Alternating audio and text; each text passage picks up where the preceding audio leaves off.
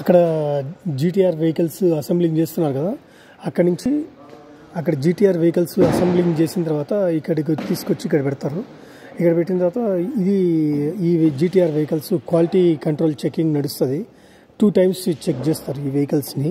ఈ వెహికల్స్లో ఏదైనా quality checking సరిగ్గా నడవకపోతే మాత్రం ఈ వెహికల్స్ని తీసుకొని వచ్చి మళ్ళీ వెనక కంపార్ట్మెంట్కి పంపించి మళ్ళీ రీఅసెంబ్లింగ్ చెక్ చేసి మళ్ళీ పంపిస్తారు అన్నట్టు. అట్లా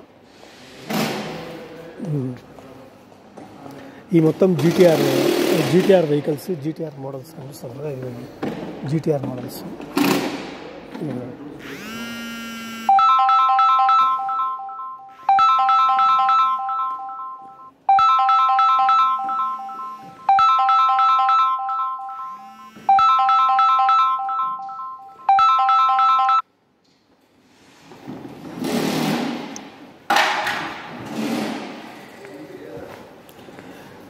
ఇప్పుడు ఇక్కడ క్వాలిటీ చెకింగ్ చేస్తారు.